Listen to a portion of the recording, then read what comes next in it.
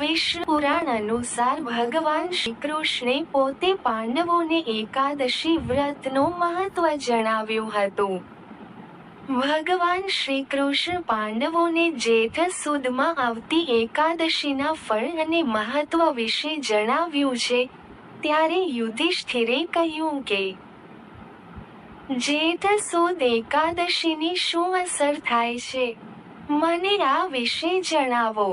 ત્યારે શ્રી કૃષ્ણએ કહ્યું કે આ વાત ધર્મ અને શાસ્ત્રોના જાણકાર વેદવ્યાસ પાસેથી સાંભળવી જોઈએ.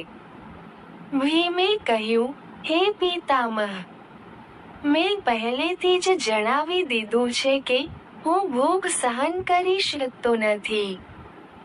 જો વર્ષમાં એક જ ઉપવાસ હોય તો હું રાખી શકું છું, કારણ કે મારા પેટમાં વૃક નામની આગ છે, જેના કારણે હું ખાધા વગર રહી શકતો નથી. ખાવાથી તે શાંત રહે છે, તેથી એક સમયે પણ ખોરાક વિના રહેવું મુશ્કેલ છે. ઉપવાસની તો વાત જ જવા દો. તેથી મને એક ઉપવાસ કહો કે મારે વર્ષમાં ફક્ત એક જ વાર કરવાનું છે અને મને સ્વર્ગ પ્રાપ્ત થશે. શ્રી વ્યાસજી કહેવા લાગ્યા, હે બેટા, મહાન ઋષિ મુનિઓએ ઘણા એવા શાસ્ત્રો વગેરે બનાવ્યા છે, જેમાંથી ધન વગર થોડી મહેનતથી જ સ્વર્ગની પ્રાપ્તિ કરી શકાય છે.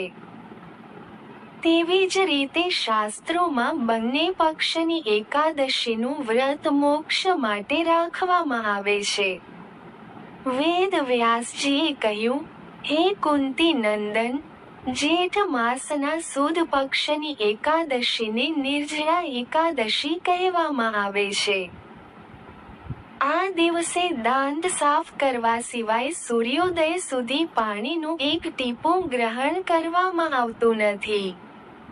વ્યાસના શબ્દો સાંભળીને ભીમે કહ્યું, હે પિતામહ, ભાઈ યુધિષ્ઠિર, માતા કુંતી, દ્રૌપદી, અર્જુન, નકુલ અને સહદેવ વગેરે બધા એકાદશીનું વ્રત કરવાનું કહે છે, પરંતુ મહારાજ, હું તેમને કહું છું કે ભાઈ, હું ભગવાનની ભક્તિ પૂજા વગેરે કરી શકું છું. હું દાન પણ આપી શકું છું, પરંતુ હું અન્ન વિના જીવી શકતો નથી. આના પર વ્યાસજીએ કહ્યું, હે ભીમ, જો તમે નરકને ખરાબ અને સ્વર્ગને સારું માનો છો, તો દર